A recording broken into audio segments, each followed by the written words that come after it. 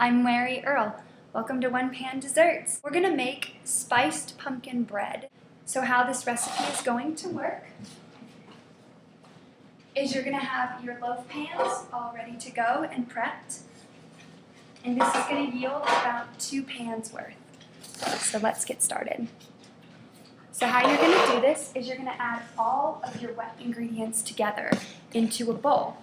So this will be the pumpkin puree and the eggs and the oil. So what I'm doing right now is I'm going to whisk it. Just beat the eggs until they're all together.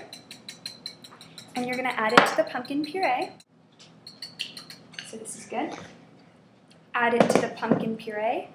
So this is all of your wet. So mix it all together till the pumpkin and egg and oil are all together and in a smooth, consistent kind of consistency. So it's going to look like this. This is the eggs, oil, and pumpkin puree. All of your dry ingredients all in one bowl. So here is my flour and my sugar. And because it's 3 to 4 cups, it's going to look like a lot.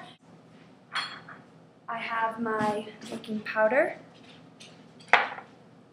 and my baking soda, and all of my spices. And just kind of toss it so all your spices are all together. So just like this. And kind of put it in your hands and sift it. You can just sift it naturally by hand. So here's my wet. And I'm just going to go little by little. There you go.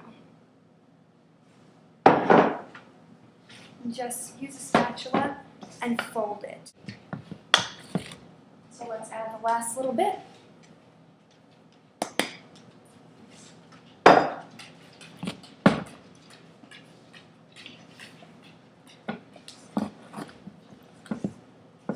And then after this, you're going to put it in your loaves.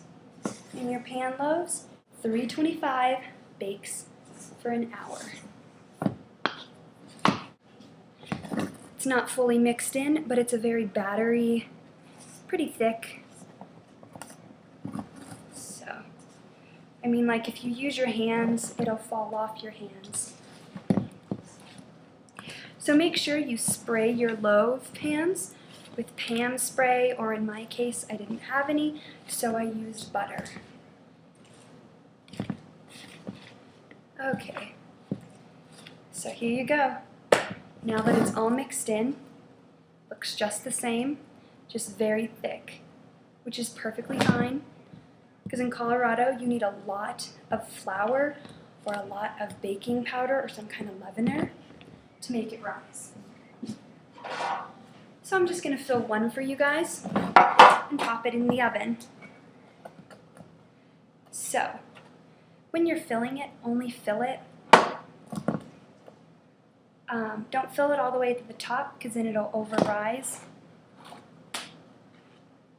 Just fill it a good ways. There you go. So once you have it all put in there, put it about halfway up, and you've got it. Make sure to hit the sides so all the air comes out.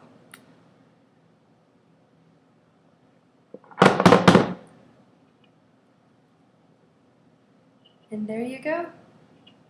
So you just put it in your pan like this. Make sure all the sides are scraped. It's been hit. And you've got it. And that is your pumpkin spice bread. So after you take it out of the oven and depan it, it should look like this. It should be pretty high in volume because of the flour.